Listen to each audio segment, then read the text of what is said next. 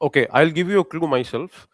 This is framed from the same book which UPSC had used to frame the question this year in prelims on the Hilton Young Commission. Okay, that book had the exact content for the question that was framed this year. But my point is not to make you go and read that book. The way I have framed the statements is, it appears scary, okay, but in reality, it is easy if you use economic concepts here. As simple as that. Okay, I'm not even saying that you should also go and read that particular book. Any idea what that book is? From where UPSC had framed that question on Hilton Young Commission? So, if you are into history optional, you will know that the book is Sumit Sarkar's Modern India. You know, so you see, this is the page from where UPSC had framed that question on Hilton Young Commission. What did it do? Why did the commission uh, change the exchange rate? Okay, it is from the same book I have chosen this, and it's a very interesting book, right? There's a lot of thought going on in the minds of aspirants to confine their modern India preparation only to spectrum. But the way I see the utility of spectrum doesn't address these kind of nuances in select topics. Whereas when you read Modern India by Sumit Sarkar, that one topic is taken and it is explored to great amount of depth. But as a normal aspirant, is it even possible for, at your end, to go and read it? Yes, if you are really into reading. Okay, if you enjoy reading, you will definitely love that book, and within 10 to 15 days, you can finish off the book. At least you get a sense of, oh, so and such things are even there in the first place, right? So I think UPSC will definitely in the upcoming days, upcoming prelims, it will move away from spectrum. Okay, it, and the best way for UPSC to go to depths of article is only by exploring Sumit Sarkar, because it has so much of facts, so much of causal events.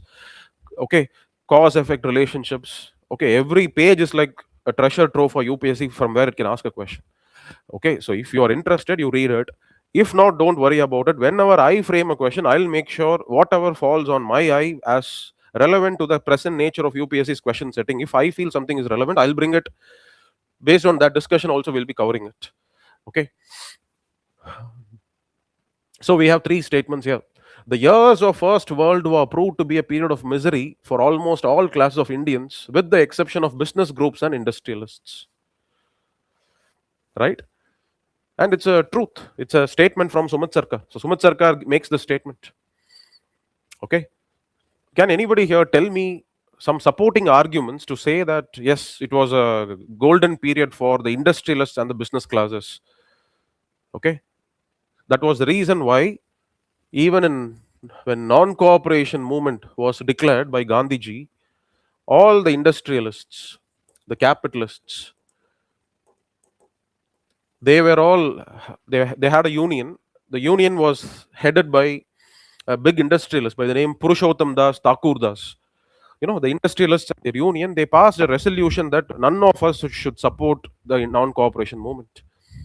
So the industrialist capitalists, because they have been beneficiaries of the British rule in the last 4 5 years, they were so attracted to the idea of causing up with the British and not to lose their friendship at any cost. Why? Because in the post World War time, the First World War was from 1914 to 1918. After the First World War got over, the world, I mean, India specifically, was going through extreme high levels of inflation. And inflation affects the workers, the common man, more than the rich. Right? And after the World War has got over, you will see that wartime demand is also going down. Okay, wartime demand has gone down, but inflation is high because of excessive printing of currency during the time of the world wars. Inflation is high, demand is going down. As a result of less demand, a lot of labor, their salaries were all cut, it was downsized, or many of them were thrown out of the jobs. So there was a lot of labor unrest. And the industrialists, they felt in such a crucial crisis moment, they cannot afford to lose the support of the Britishers. Why? The labor can come and destroy the machinery in the factory. They need protection, and who else to depend upon than the British administration? They have the police with them. So the capitalists, they need police protection for safeguarding their property against labor unrests. And that is the reason why they wouldn't alienate the Britishers in no circumstances, under any circumstances. And that is why immediately in the aftermath of the First World War, you will see the capitalists being very close with the British, and they denouncing the non-cooperation movement. But if you see in the 1920s, slowly the capitalists get disillusioned with the Britishers. Okay, and Hilton Young Commission and the exchange rate that it fixes is also one of the reason. Okay, many other reasons. A lot of import of Japanese goods coming into Indian markets, which will not be stopped, right? And the world itself goes into a state of depression in the 1920s, as a result of which there is no market for the industrial items produced in the industries. So the industrialists also have nothing to gain out of British friendship in the 1920s. Slowly, you will find the capitalists, they will all move towards Gandhi. Okay, in 10 years, you will see a drastic change in the stand of the capitalists because of the anti-industrialist policies taken by the Britishers in the 1920s. Okay, so if you would really want to know and read more about this, you can either read the chapter on capitalists and Indian national movement in Bipin Chandra's struggle for independence. That gives you a very good broad idea. If not, just take this book, Sumit Sarkar Modern India. On the internet you have free PDF. Just spend some 15-20 minutes going through that one select theme alone. Okay, that can also give you some idea. But anyway, to handle and get this question right, you don't need any of that reading of any of these books. Just looking at the statements, you can understand. Okay. Now you tell me, during the World War time, from 1914 till 1918, from your reading of spectrum, you tell me what happened to the wages of the labor who were employed in different industries. What happened to their wages? Did it go up or did it go down? Did the industrialists give them more wages or did the wages go down during the time of the First World War? Any idea? What would you say? Okay, go down. All right. Okay.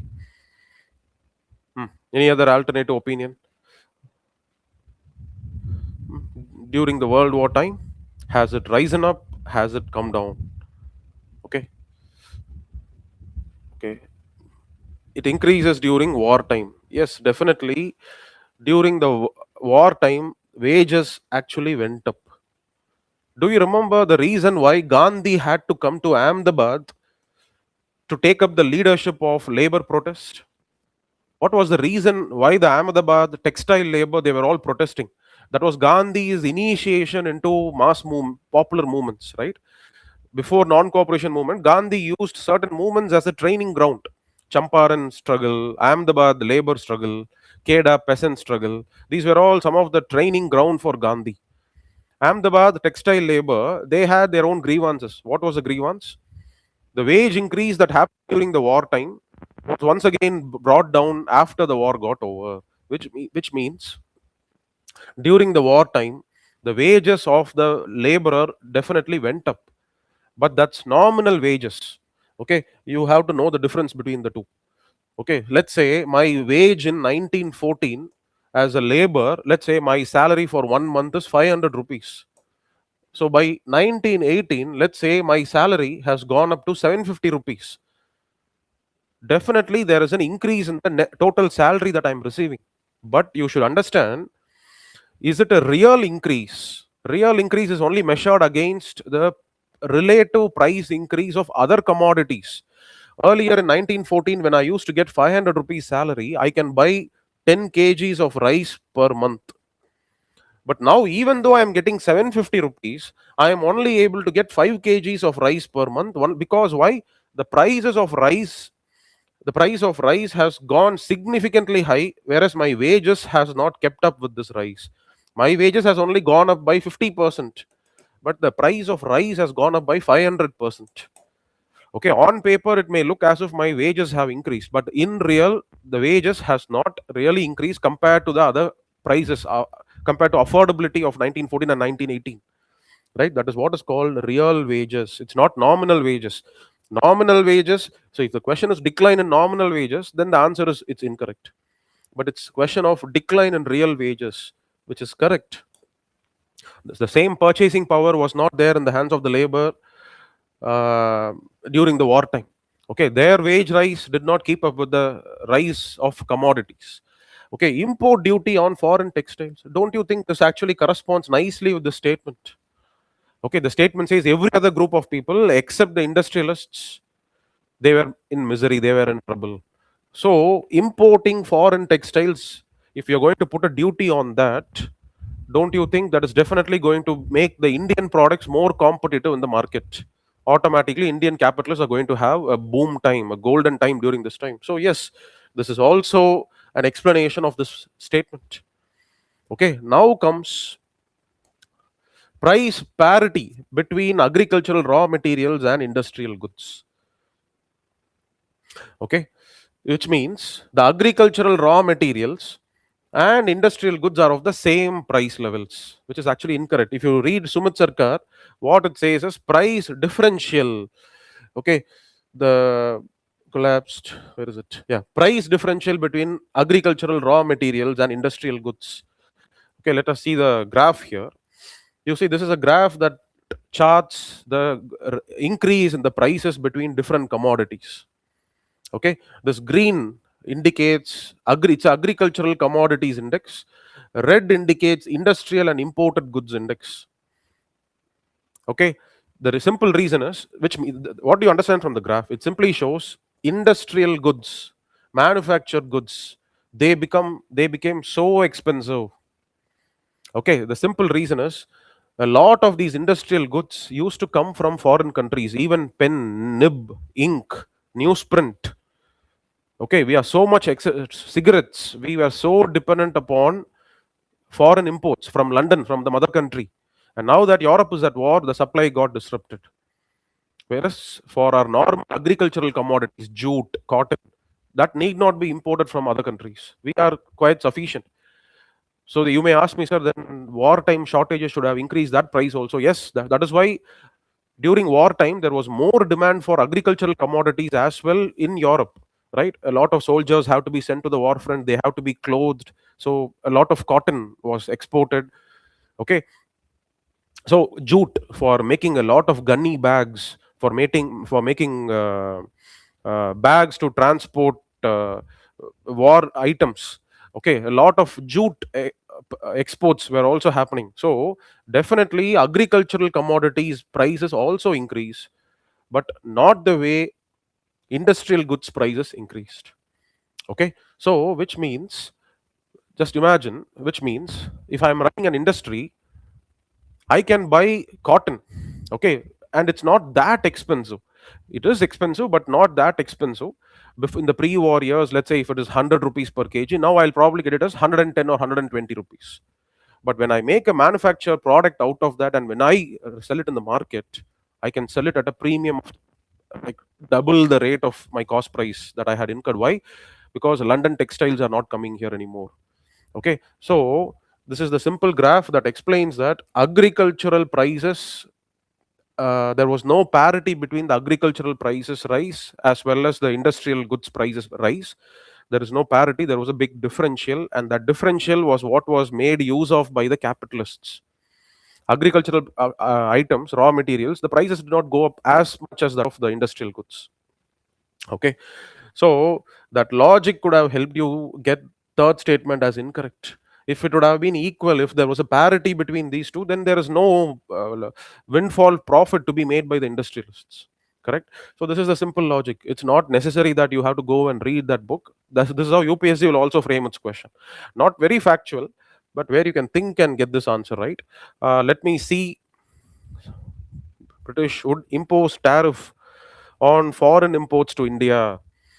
Okay, why would British impose tariff on foreign? Yeah, that is because of the simple reason is they wanted to have the support of industrialists in keeping their wartime demands met. Okay, that is a simple reason. Otherwise, industrialists will not be enthusiastic in catering to the British demands. The British will suddenly place an order: we need 10,000 gunny bags to be sent to Britain. So the industrialists have to keep the machineries running, right? So for that, they need some kind of an incentive. It is that kind of incentive which was given.